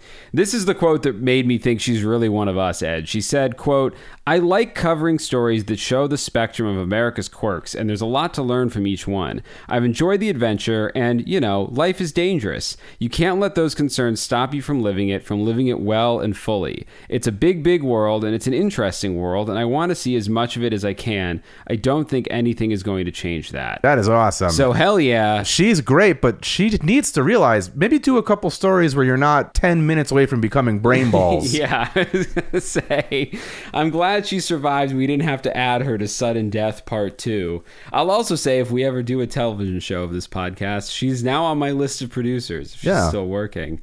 But this event is far from the weirdest accident or crime that's taken place in a pumpkin patch. For that, we turn our frightened gaze to a list I discovered on listverse.com titled 10 Crimes Committed in a Pumpkin Patch. Weird that this list exists. Yeah. I did not write this list. This was just floating out there on the internet. And I will say most of these are crimes. Some of them are, we're stretching the definition a little bit. But number 10 is called Police Chase in a Corn Maze. The article says, quote, "One man from California tried thinking outside the box while on the run from police, and his plan, surprisingly, involved the local Petaluma pumpkin patch. The man was accused of stalking an ex-girlfriend and fled the scene when officers arrived to arrest him. He managed to flee into the corn maze at a nearby pumpkin patch. The maze was so intricate and well-designed that he avoided the police and a helicopter for 2 hours." Yeah, as he was fucking lost. Well, like he couldn't get out. Well, but apparently neither could the police or the helicopter. You'd think they'd be able to look straight down into the maze and be like, there he is. No, but he's Homer Simpsoning into the bushes. This must have been a 4D corn maze. That's that so he could crazy. slip into the space between spaces. I hope whoever designed this maze won like some sort of award for complexity. Because they went back to hell or whatever. Like Yeah. whatever that's H.P. Lovecraft invention. Yeah, it's a non-Euclidean corn maze. One officer who had been to the maze before while off duty even acknowledged how easy it would be to hide in the maze. So this guy knew. Eventually, the man was discovered hiding in a chicken coop and arrested by authorities, restoring peace to the pumpkin patch. Number 9, 200 pumpkins stolen. This one, I think, is pretty self-explanatory. Farms View road stand in New Jersey was robbed of 200 pumpkins, and the thieves were caught in the act by security cameras. Oh, wow. At first, it might not seem like this would be a very profitable crime, but according to the owner of the pumpkin stand, they would have ended up selling for close to $3,000. Oh, wow. So if you're looking for a fairly safe heist to pull off, not that I want anyone to prey upon the owners of pumpkin patches, but holy shit. It can't. Well, first off, it's What not a that, steal. no pun intended. A, it's not that safe. They got caught. And B, that's a fucking lot of mass. That's a lot of surface area. 300 pumpkins. 200 pumpkins. 200 pumpkins. You're going to have to rent a box truck or something. Yeah. You're going to have to make that weird, like, assembly line of, like, Yeah. one person to the next putting them in. You can't hide it in your coat. You can't do it with 2 people. Yeah. Well, get this. The owners of the pumpkin stand were so distraught over the loss of the pumpkins, they offered a cash reward to anyone who had information on the suspects. The robbery itself happened in 3 stages, so this was organized pumpkin crime. Sure. The security camera showed a vehicle approaching the pumpkin farm 3 different times during one night, and a team of individuals jumped out to load up the pumpkins. It was a calculated plan for stealing pumpkins, and we may never know the motive. Fortunately, if the thieves' intent was to try and shut down the family-owned pumpkin stand, they were unsuccessful. Which I doubt it was. I feel like their intent was to try to steal pumpkins and sell them. This will ruin them if we take these pumpkins. Just burn it down if you're trying to ruin it. So they came, took a load, left. Yeah. Came, took a load, left. Yeah. Came, took a load, left. They came and took a lot of loads. In that, I think you can maybe do that with like a fucking Nissan Sentra, though. I don't know if you're doing like, 'cause that's maybe. When I moved in my Honda Fit even with a truck for one big moving load, I still had to take multiple loads in my Honda Fit. Okay, we need well. to stop about taking loads. We need to stop talking about it. All right. So it seems like even though they were caught on camera, these guys were never prosecuted. So if you or someone you know has over 200 pumpkins, do the Farms View Road Stand in New Jersey a favor and turn yourself in. But I thought they were caught on camera. They were, but it didn't say anything about them ever being prosecuted or anything. So I don't know. Wow. Number 8, drunk driver. In October 2018, while turning into the entrance of Jerry's Fall Harvest and Sunray Produce in Wisconsin, a local man was hit by a drunk driver. The man did not survive the incident. Oh, and the passenger had to be life flighted to a nearby hospital. The owner of the pumpkin farm expressed that he was shaken up by the tragedy. The drunk driver was arrested and ordered not to drive any vehicles in case he posted bail. Okay, well... How fast was this guy turning into to the pumpkin patch? Yeah, that like two people are You like... were recently hit by a car. Yeah. In another car. Yeah. This guy must have been turning into the pumpkin patch at 200 miles an hour. Yeah, Like- or his car was so weighed down by stolen pumpkins that it just barreled through people like a tank. But I genuinely hate this. I do hate how often, and I get why, because they're not tense, they're not whatever, but drunk drivers like always end up living. Yeah. Because they don't even know they're in a fucking accident. And then people just so often die. Yeah, well, this from guy... drunk drivers, because they're going 6,000 miles an hour in a fucking pumpkin cart. This guy, Nicholas Hanley, 46, was formally charged with vehicular homicide, driving under the influence with a prior DWI, a second count of homicide, driving above the legal intoxication limit, 2 felony counts of causing injury by intoxicated use of a vehicle, and 2 other DWI-related offenses, with 3 prior convictions for DWI. Hanley also had a blood alcohol level of 0.087. His last conviction was in 2006. His license was restored in 2007. After all of this, in August 2022, he was sentenced to 5 years in prison. So yeah, but this is America, so he got off in 16 days. Like 16 days later, he was back to drive over people again. Yeah, I mean, I hope Nicholas Hanley... But also 5 years? 5 years for vehicular homicide. That and isn't other enough time. Other multiple counts of homicide. So yeah. That's not enough time. So, my joke about it being 16 days, which realistically it wasn't, he didn't even do 5 fucking years. But like, you fucking killed somebody and then potentially another person, and like you have a history of almost killing or killing people. Fuck, man, it makes no sense. You got people who were in prison for like having a joint in 1978 for 30 years. It seems like at the very least this would, and I don't know, like I believe in restorative justice. I don't think people should go to jail for the rest of their lives except for the most heinous crimes. But when it's your 5th time doing it. Well, it's your 5th time doing it. I feel like if you're going to be let out, you should also never be allowed to get a driver's license again. Yeah, you also aren't allowed to be on the road without insurance. And 3 of the 5 vehicles involved in this pileup I was in didn't have insurance. True. So this guy is just going to be like, yeah, I'll get in a car. Fuck it. Number 7, I'm calling Crime and Pumpkin Schmint. They should hire you at that other badly named event. At the Pumpkin At the Pumpkin Chumpkin Zunkin. According to one woman, while on a date, Ed, we're back to talking about dates here. While on a date at McCall's Pumpkin Patch in New Mexico, she absentmindedly picked up a $2 pumpkin from a display stand. She says she then wandered off, neglecting to pay for it.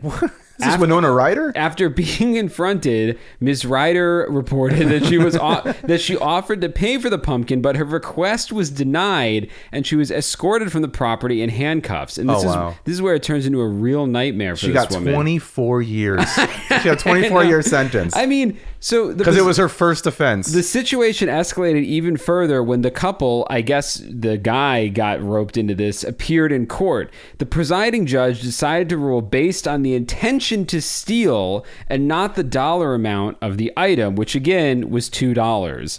Since that was the case, the couple was found guilty of shoplifting an item of $250 or less in value and were each sentenced to 40 hours of community service and had to pay $73 in court fees, all for a pumpkin worth less than $5. I mean, it's interesting. Let's say a pumpkin's worth $2.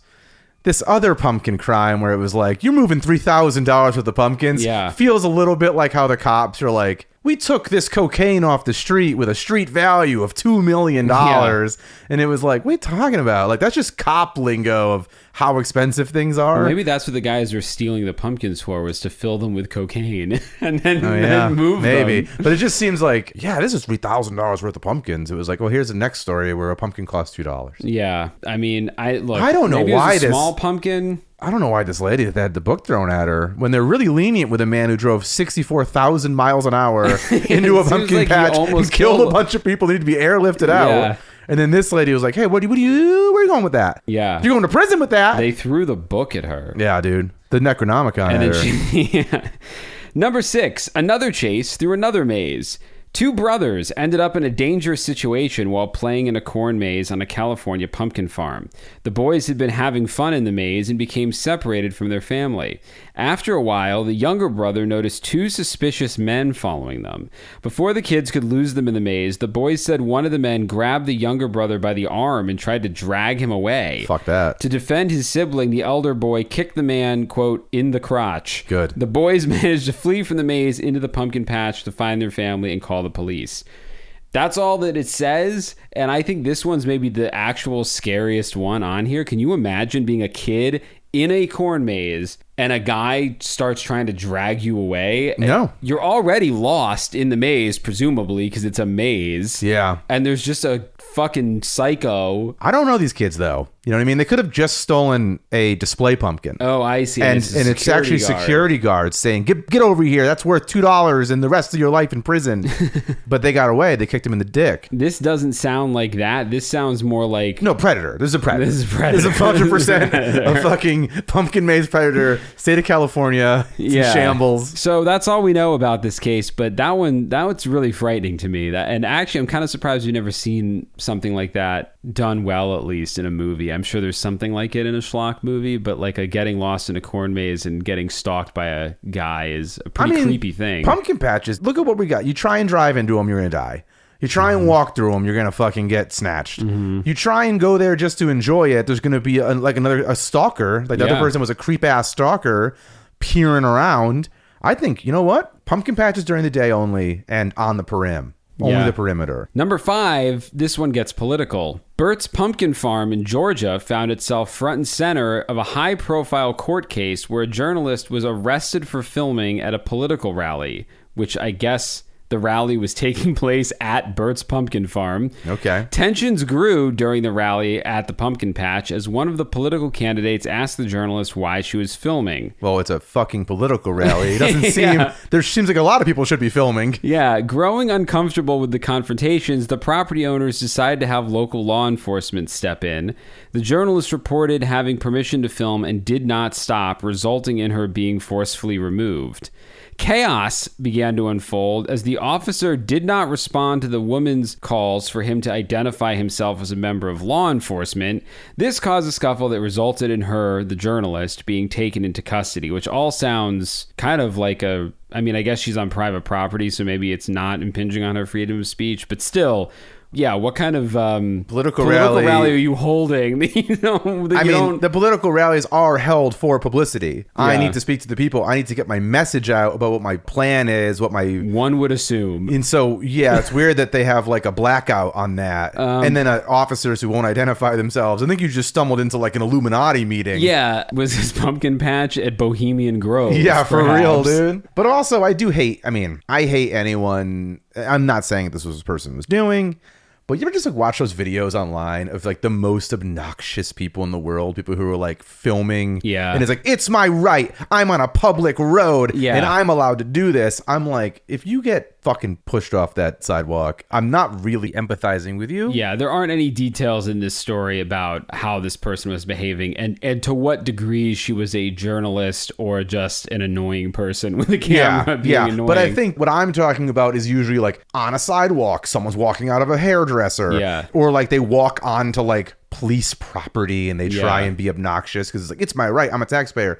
This they said a political rally was going on. So Yeah. it really seems unusual that they would have this. But again, I guess that's a crime in a pumpkin patch, so it's on the list. Well, and get this, the case was monitored for several years by the media. A ruling was reached, and the journalist did not have to serve jail time, but she did get charged to pay a $1,000 fine and complete community service to have a misdemeanor charge completely removed from her record. Wow. So once again, railroaded. getting in kind of more trouble than the drunk driver guy. No, the drunk driver I mean, who like a crime to punishment ratio, yeah. Fuck, pumpkin patches. I never thought I'd say this. They're like we Please need to make news, Ed. Yeah, we need to not go to them. No, I don't know if we should be on the record saying that. We should absolutely go to pumpkin patches. But I feel like there's a greater chance of There's four more- insanity That's happening true. versus like the news is like if you go into the subway in New York and you get pushed in front of a subway train, like you have a greater chance of getting abducted, stalked, hit, or put in prison by going to a pumpkin patch. Well, number 4, pumpkin ATM theft. Most pumpkin farms have treats available for purchase or at least charge an entrance fee for their corn maze, but not everyone carries cash on them all the time. Yeah, these pumpkin patchers don't want to pay taxes, so they're going to report a totally different number, so we need you to pay in cash. Live Oak Canyon Pumpkin Farm in Redlands believe they had managed to avoid the problem of their visitors not having cash because they had an ATM available for customers. They did not realize that the machine would cause them a different type of problem. One night, 2 men in a van drove up to the pumpkin patch and stole the entire ATM. Oh my God. They managed this by cutting the security card and loading the machine into their rental van.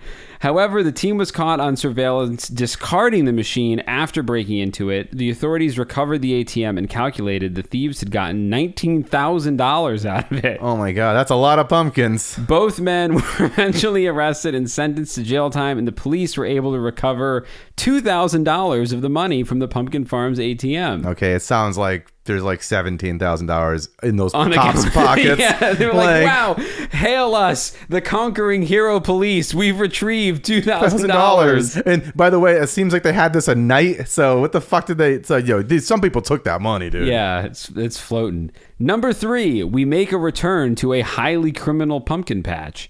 At the same pumpkin patch where the woman was arrested for stealing the small pumpkin. Oh my God, yeah. 10 years later, another dramatic situation unfolded. Perhaps to make the maze at McCall's pumpkin patch extra challenging, a man from New Mexico entered while intoxicated. Law enforcement interrupted the man in the middle of harassing and headbutting the actors performing in the corn maze.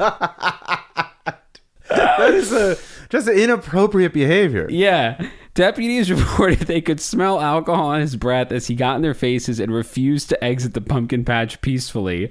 The man was handcuffed when he spit in the deputy's face. Oh, wow. But that did not stop him from causing a scene, much to the embarrassment of his friends. According to the authorities, the man kept up his performance all the way to jail. Where they were like, if only he had stolen a pumpkin, we could have put him away for life. But since you only spit in our faces and headbutted everyone, that's going to be 2 months community service. Yeah. Number 2, pumpkin assault. A video on social media challenging viewers to wreak mayhem was taken seriously by a group of teenagers at Roca Berry Farm in Nebraska. As a result of the incident at the pumpkin farm, 2 girls, 13 and 14 years old, were injured. It doesn't say how exactly anyone was causing havoc or wrecking mayhem at this pumpkin farm, but apparently it was enough to injure these girls. They had to be treated at the hospital. The injuries were not serious. Police used Snapchat to identify the suspects. The pumpkin patch increased its security presence as a response to the event and no longer allows children under the age of 15 to enter without an adult. Wow. And number 1, this one, I'm sorry, this should not be on the list as a crime. This is a children's book story at best. Yet it tops the list. But it's on the list, so I'm going to read it. Quote, anyone driving down the highway near Gebbert's Pumpkin Patch and Apple Orchard in Chicago one afternoon would be in for a huge surprise. A police chase was in progress, but not of people. 2 zebras had escaped from the petting zoo in the local pumpkin patch. What? The Illinois State Police had to work together with the zoo to contain the wild, wink wink, situation. The zebras managed to hang on to their freedom for 2 hours before they were safely captured. In their defense, the article states zebras probably did not know that running from police was a crime. It would be better if it was like around Halloween. It was actually just 4 kids in 2 zebra costumes. Yeah, pretty not criminal. But I guess this is how hard it is to come up with other bad things that happen in and around pumpkins, that they had to turn to freedom zebras. Yeah, I don't know. I will say that list did turn me off from pumpkin patches, though. So all right. Well, I'm never going back, hey, dude. Look, if we've learned anything here today, You just realized your business needed to hire someone yesterday. How can you find amazing candidates fast? Easy. Just use Indeed. Stop struggling to get your job post seen on other job sites. With Indeed sponsored jobs, your post jumps to the top of the page for your relevant candidates, so you can reach the people you want faster. According to Indeed data, sponsored jobs posted directly on Indeed have 45% more applications than non-sponsored jobs. Don't wait any longer. Speed up your hiring right now with Indeed. And listeners of this show will get a $75 sponsored job credit to get your jobs more visibility at Indeed.com/kidsandfamily. Just go to Indeed.com/kidsandfamily right now and support our show by saying you heard about Indeed on this podcast. Terms and conditions apply. Hiring? Indeed is all you need. there's one more thing I want people to learn, because we're not giving up on this episode yet. In my research, I found something not pumpkin related, but Halloween adjacent enough that I thought it was well worth closing out this episode with. You may remember our episode on booby-trapped candy last year, and I didn't want to repeat myself, so I stayed away from booby-trapped candy, but Sure. I found something candy-related that still made my stomach turn. They're called Morgue Chocolates, and What? and they're pretty fucked up. Now, to me, Morgue Chocolates sounds like something that gets like put like the way that a hotel will leave a chocolate on your pillow or something. Yeah. Like I thought this was going to be a legend about somebody who like leaves little candies in the morgue trays or something. I don't know why that job would exist, but right now we can use jobs, so Well, hopefully they get created. I think of it less as a job and probably more of a hobby for somebody. Well, speaking of real fast, I was at Dairy Queen today. Okay. And the people who'd gotten Dairy Queen before me at, I don't know, fucking 11 in the morning or something. Uh-huh. Maybe even earlier. Because I was waiting for a friend, so I was just sitting there working. And I look up, and it's these 4 people dressed in like kind of militarized uniforms, which is weird. Like I wouldn't expect the forensic department to dress like they're the Capitol Police. Mm-hmm. But I'm saying 4 people with the forensic badge across the back are all just eating blizzards in full forensic uniforms. And I was like, did you just finish chalk outlining someone? Right. And now you're going to have a blizzard break? Hey, you know what? It's a stressful job, man. It is, yeah, but it's just made me laugh to look up and just see a bunch of like fully uniformed, on-the-job forensic people eating blizzards. Yeah, that's a great image. Speaking of images, you sort of need to hit Google image search to get how creepy this Morgue Chocolate situation really is. So I encourage you to hit that search bar or go to the show notes and search Morgue Chocolates. Is it safe for work? Yeah. Oh, good. Yeah, kinda. What you'll see are not chocolates served at a morgue. No, what you'll see are chocolates displayed in a candy box like any kind of Russell Stover spread. But look closely at those candies. Look at what shapes they are. Here's a hint if you can't tell. They're all wounds. What? They're all wounds, and twist, they're all real wounds made from molds made from real corpses. Oh, what? Who the fuck? What are they doing over there at Russell Stover? This is all part of an art project, ongoing art project, that has been undertaken by artist Stephen Shannabrook, the son of an obstetrician and a coroner, who started making these candies, which at first seemed like they weren't available for purchase, like for private purchase, but then I saw somebody, I think on Reddit, say that they are. So you may be able to buy these candies for yourself. He started making them as an art project in Russia. I mean, maybe like access to your dad's corpses are a little easier in Russia? Well, in an interview with Vice in 2009, he said, quote,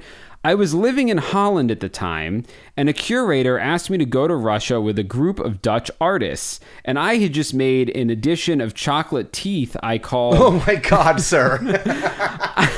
I had just made an edition of Chocolate Teeth called I Eat People, They Eat Me, with teeth I collected from dentists in Holland. We were talking about Moscow, and they said there was a huge chocolate factory in the center of Moscow, a very famous old factory. So I got to thinking, ellipses, end quote.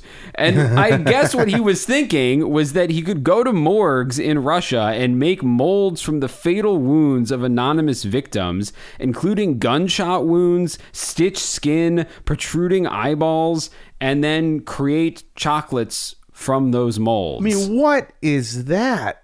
Like port of entry conversation when it was like, oh, your purpose for entering our country? Yeah. What is it? Is it business or pleasure? Well, it's sort of a long story, a little bit of both. You see, what I'd like is access to your corpses. Sir, you can't come in here. Well, can a bribe of chocolate teeth change your mind? Yeah. The craziest one that he's done is actually an entire sculpture, and I have a link to a video showing this sculpture in show notes. An entire sculpture titled On the Road to Heaven, the Highway to Hell. Oh, this guy, by the way, 2 times in a row could have shortened these titles. The first one's like, I eat, you eat, everybody eats teeth. They sound and then like, the second one is equally stupidly long. They sound like mid-2000s emo songs. Oh my God. God. This sculpture of his, On the Road to Heaven, the Highway to Hell, is a full mold of the remnants of a suicide bomber. So it's the upper half of a man with his entrails splayed everywhere, but the entire sculpture is made out of chocolate. And this was a mold presumably made on scene? They're not gonna wait. I mean, maybe that's what the forensic guys I saw were. They had to like wait till the chocolate sculptor came. And so they had to just sit there and eat fucking sweet treats until they were done at the crime scene making a mold of somebody. Well, here, Ed, I'll show you this video. And I kind of think people should look it up. It's a little graphic. I don't know that I'd say it's safe for work. The last time you showed me a video in an episode, I saw someone die. It is just chocolate. It's only like a 15-second long video. It's not very long. Okay, I'm watching. This is, in fact, a dead person made of chocolate. I see their entrails. It looks like they have a hood on. It's actually it's not beautiful in any like way, but there's definitely this person's good at their job. This is well made. Done, yeah. I don't know how he took the mold of this guy, especially how he took the mold of the entrails. Yeah, that's why I'm thinking maybe it's, Was he a sculpted. Russian suicide bomber? I don't know where the guy came from. Yeah, I mean, I'm sure a couple Google searches away from getting that answer, but who has the time? So why do any of this? I didn't ask that, but I'm sure society did every time they saw one of his new art projects. Every time that he had to go in or out of a country.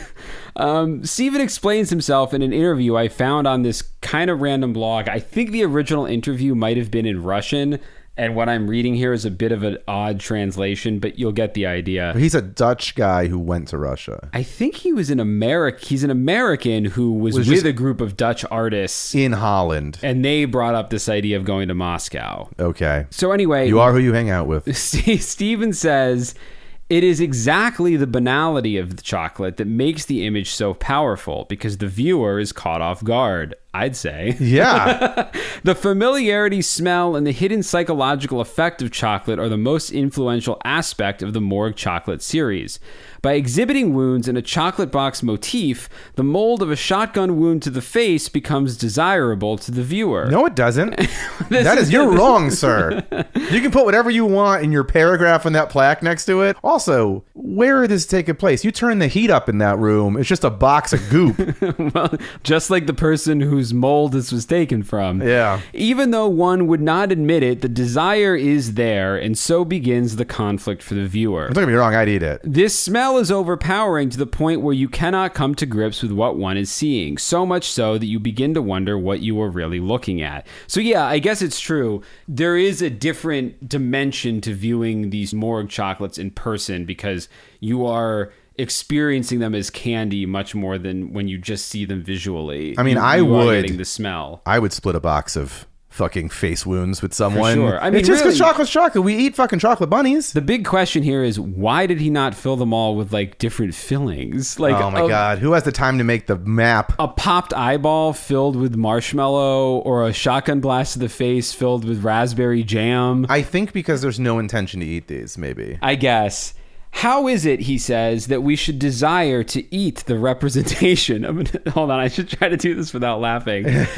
This is such an artist thing to say. But also, again, remember, he's saying it. So he's projecting his desires. Most people probably saw this, shrugged and went, oh, okay.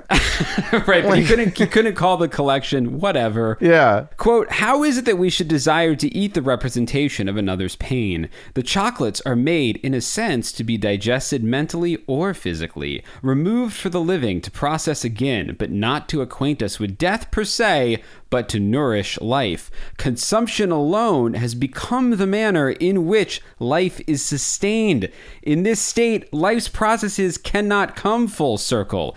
Upended in a single direction, movements both physical and psychological become stilted and reactionary. Furthermore, chocolate and blood function at similar temperatures, and as fluids, they both have come down through history as offerings to the gods, or at least as remedies for curing some inner melancholy. Okay. Does that the blood makes sense, but who the fuck's like, I made this chocolate fountain for Zeus?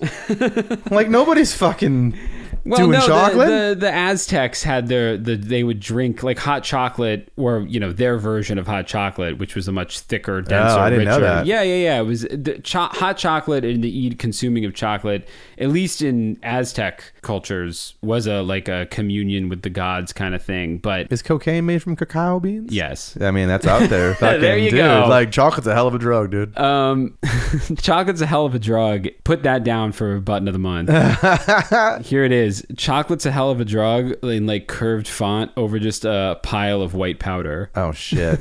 That's actually, it's going to be hard to do that, actually. I was instead maybe just going to make a mold of it. Yeah, or that. So Steven Shanabrook also has one other piece in the candy space I want to mention because the title makes me crack up. It's a piece of performance art called Slapped in the Face Until Your Shit Turns Red. He needs to shorten these fucking titles, buddy. That's a great title, though.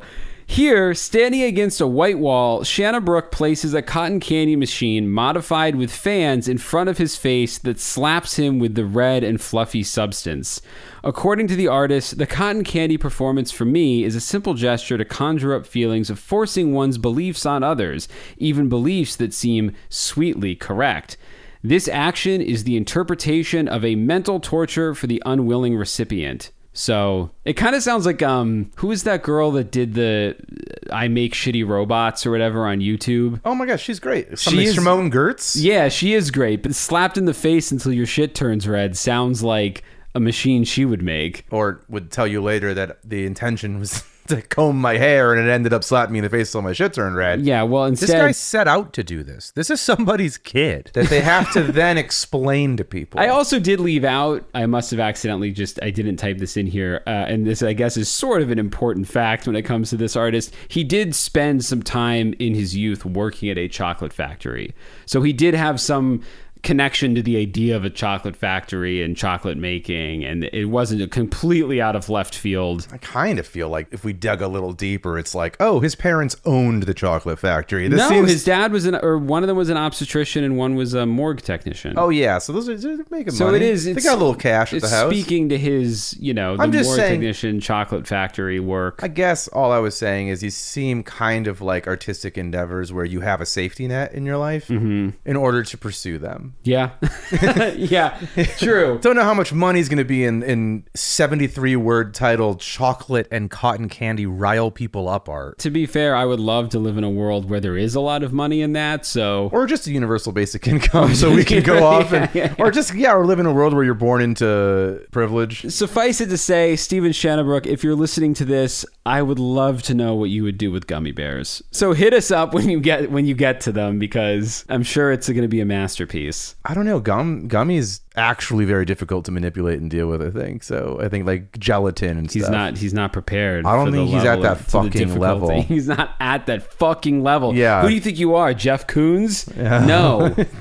It would be cool if we had collabs where it was like him, Jeff Koons x Steven Shanabrook. Yeah. A giant latex inflatable exploded guy. Yeah. Well, Ed, that brings us to the fear tier for this episode. Where are we putting jack-o'-lanterns on the fear tier? 1. Very low. And listen, folks, the longer this show goes, the more ones there's going to be. So, especially when it comes to like themed stuff, So- like we're in October. yeah, buckle up. They're not all going to be 10s, but It was yeah. fun conversation. There's a lot to learn about jack-o'-lanterns, and possibly even more if you have secret, obscure Christian knowledge about the burning of people in cages. Still give us a 5-star review. Please. You can write all that crazy shit you want on there. Just make Yeah. it 5 stars. 5-star reviews all around for all of us. From us to you, we wish you a very happy Halloween. We hope you watch some scary movies. We hope you eat a bunch of candy. We hope you have fun. Give yourself one good scare. Check your candy. Check your candy for razor blades. And stay out of those pumpkin patches. I'm actually going to put pumpkin patch at a 2. Yeah, I'm going to go. Yeah, pumpkin patch has moved to a 2. Yeah, we'll move pumpkin patch up to a 2 because pumpkin patches are apparently like New York in the 70s. Yeah, all of a you're going to get sudden. machine gunned to death Yeah. by a gang with bottles on their fingers. Yeah. All right. Happy Halloween, everybody. I'm Chris Cullari. And I'm Ed Voccola. The show is Scared All the Time, and we will see you next week.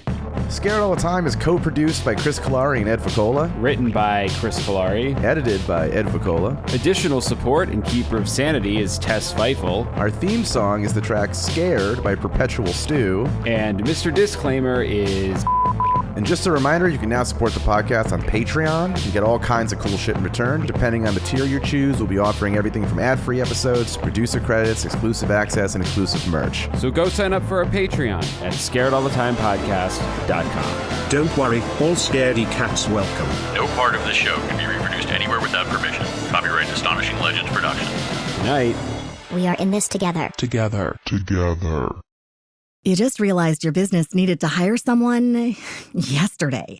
How can you find amazing candidates fast? Easy. Just use Indeed. Stop struggling to get your job post seen on other job sites. With Indeed sponsored jobs, your post jumps to the top of the page for your relevant candidates, so you can reach the people you want faster. According to Indeed data, sponsored jobs posted directly on Indeed have 45% more applications than non-sponsored jobs. Don't wait any longer. Speed up your hiring right now with Indeed. And listeners of this show will get a $75 sponsored job credit to get your jobs more visibility at Indeed.com/kidsandfamily. Just go to Indeed.com/kidsandfamily right now and support our show by saying you heard about Indeed on this podcast. Terms and conditions apply. Hiring? Indeed is all you need. You just realized your business needed to hire someone yesterday. How can you find amazing candidates fast? Easy. Just use Indeed. Stop struggling to get your job post seen on other job sites.